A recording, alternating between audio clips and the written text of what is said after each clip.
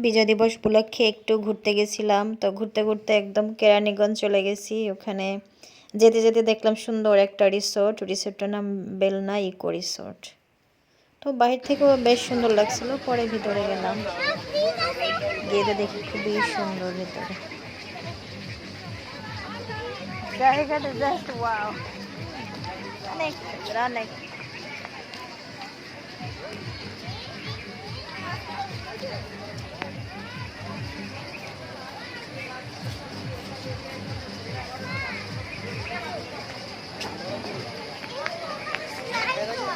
হ্যাঁ ময়লা, মা ময়লা লেগে যাবে তো, জামা নোংরা হয়ে যাবে তো, ময়লা। চলো না,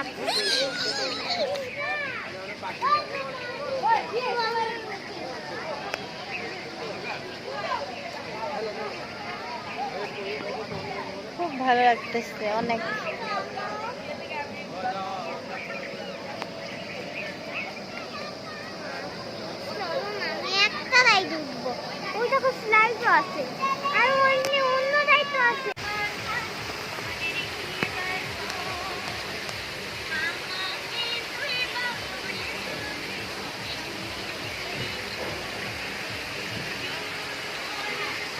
খুবই সুন্দর একটা জায়গা, অনেক অনেক অনেক সুন্দর,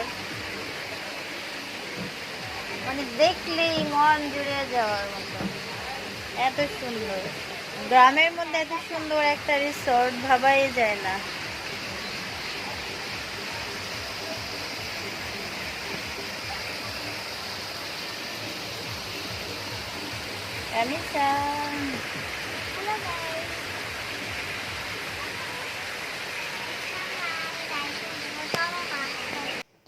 অনেক জায়গা নিয়ে রিসোর্টটা, তো সব জায়গার ভিডিও নেওয়া তো সম্ভব হয় না, একটু একটু নিচে এনি। তো সুন্দর জায়গা থেকে হাত পা ছড়াইয়া নাচতেছে, পা দুলাচ্ছে বসে বসে, জায়গাটা তার অনেক পছন্দ হয়েছে।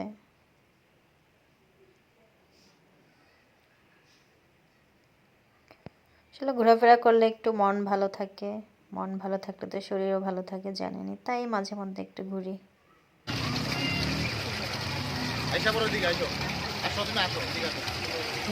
আপুটাকে শোনারও জায়গাটা বেশ পছন্দ হয়েছে। ওইখানে আমার সাথে চলো, দেখাচ্ছি।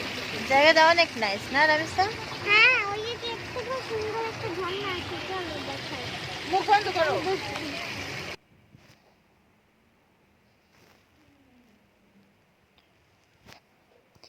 বিজয় দিবস উপলক্ষে অনেকেই আসছে ভিতরে। সাধারণত এটা পিকনিকের জন্যই ভাড়া দেয়া হয়।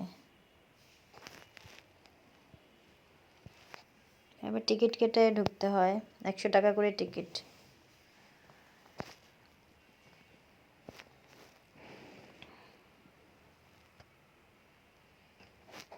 বেশ সুন্দর, কিন্তু জায়গাটা গেলেই বোঝা যাবে। ঘোরাফেরা শেষ, এবার বাসায় আসার পালা। বাসায় আসতে আসতে সুন্দর ভিউ সামনে দেখলাম, তাই একটু ক্যামেরা বন্দি করলাম গাড়ির মধ্যে বসে বসে।